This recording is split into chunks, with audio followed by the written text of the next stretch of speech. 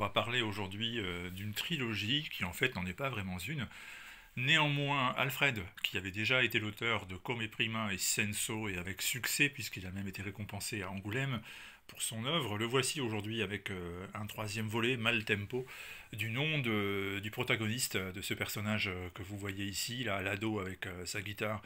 et son petit scooter, sa Vespa. Maltempo, c'est Mimmo Maltempo, donc un jeune qui grandit dans un village du sud de l'Italie où il n'y a pas grand-chose à faire, si ce n'est à perdre son temps en espérant un jour vivre des aventures un peu plus passionnantes, et bien entendu dans ce type de village un peu désœuvré où il y a pas mal de chômage et pas grand-chose à faire, et bien vous avez la criminalité locale qui n'hésite pas, lorsqu'elle en a l'occasion,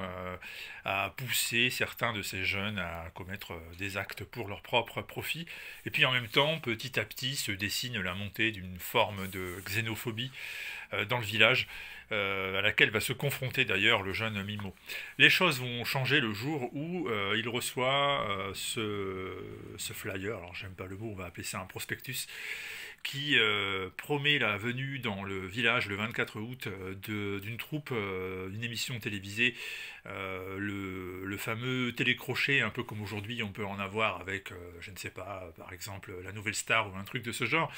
À l'époque, il fallait jouer sur la place du village, les groupes improvisés de jeunes, et puis le vainqueur avait l'opportunité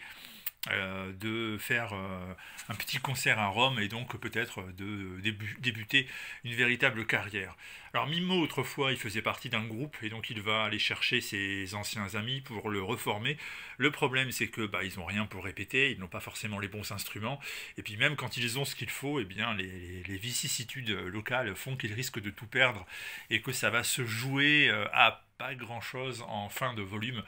et je ne vous dis pas comment ça se termine, ce sera à vous de le lire pour découvrir si Mimo va réussir ou pas son pari de remporter ce télécrochet.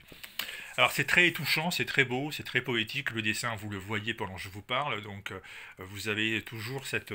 utilisation magnifique de la couleur qui permet de restituer cette Italie en réalité qui n'existe pas, c'est une version à la fois fantasmée, à la fois romancée, appartenant un peu au cliché du genre et en même temps très attachante et très réelle dans l'esprit de l'auteur quand il nous présente son œuvre et on se laisse prendre au jeu assez facilement. Je parle de clichés, mais n'importe qui ici qui écoute cette vidéo et qui a déjà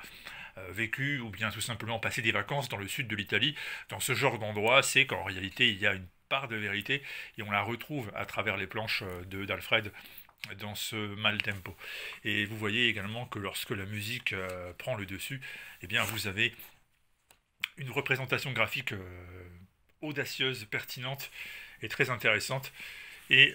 ça ne fait que renforcer le côté bouillant de vie qui est toujours là, présent sous la surface d'une page à l'autre de ce Maltempo. C'est donc un très bel ouvrage, c'est même un excellent ouvrage. La force de rêver, la force de vouloir autre chose, tout en parvenant en même temps à fixer dans un moment infini et d'éternité ce qui appartient au fantasme d'une culture comme peut l'être la culture italienne, notamment dans le sud.